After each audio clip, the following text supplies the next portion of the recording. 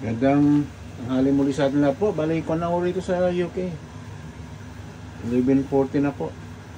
Yan, sa Pilipinas alam ko kung na po. Magagabi na. Hapon na plus ano tayo, diba? Ayan. Tanghalian pa lang sa UK po, ha. Yan. Lagyan natin aromatic natin po. Bali nagluluto tayong curry. Yan. Dagdag pa ako ng ano, saka yung lemon pill. Kung paano. Ganda na naluto.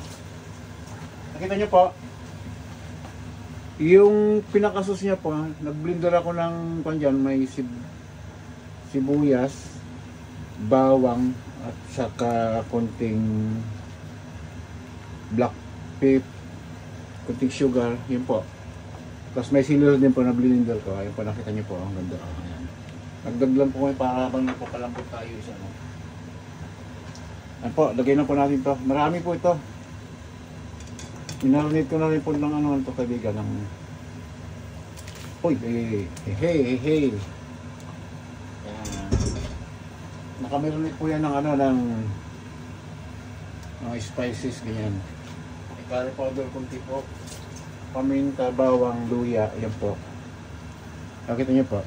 Tsaka may paprika po, kaya mamula-mula siya. Yan. Parang ano pong gagawin na dito to. Yung curry na medyo masabaw-sabaw konti. Hindi naman sobrang dami.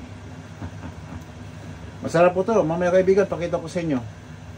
Ito nakita nyo pong natin yung lemon pill po. Ano po yan eh. Naghahalo talaga ako kasi masarap yung aroma niya po pagka ano, habang nagpapalambot kayo. Lalo kung wala kayong ibang spice. Pero kasi pag naggawa ko ng curry, basta may 4 na ingredients na pinakami niya, okay na po eh. May sili, bawang, ginger, ganyan. Okay na po yan.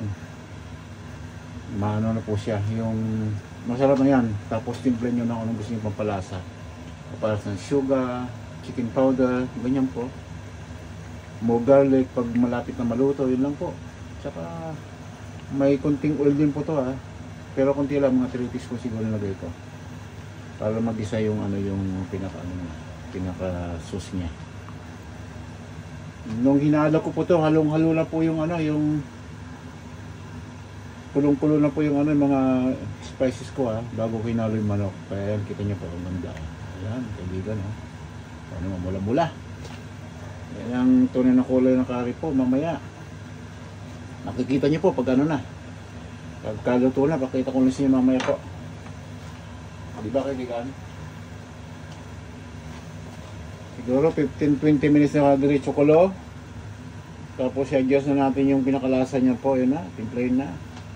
Pero magdagdag ako ng mga patatas po nito mamaya, ha, bago ano. 10 minutes po na final product. Halo tayo ng patatas. Yan, tsaka hilaw na sibuyas siguro ulit na ano. Chop ba? Chop. Yan po, kung na to eh. Mala-mala na yung timpla, masarap na siya.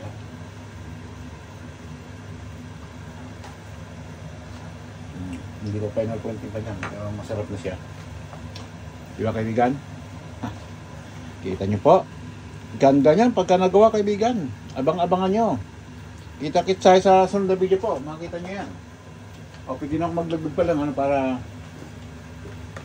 kunting garlic powder pa po.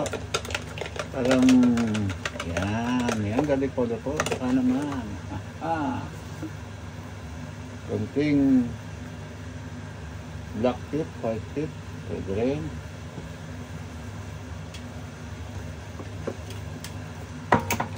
Ito 1 teaspoon na sugar na rin po. Yan, pang balance lang ng anghang niya at saka yung sobrang spicy kasi itong ginagawa ko po. Pag nag-dry yung sauce niya mamaya, ano po, mas matapang pa yung ano niya. Kaya nakikita niyo mamaya ito pag tapos na. Bali, kwan po, pakuloy natin mga 20 minutes na diretso. Kaya tayo mag-adjust ng ano po, ng lasa niya kung tama pang dagdagan o kulangan. Dagdagan siguro konti na lang.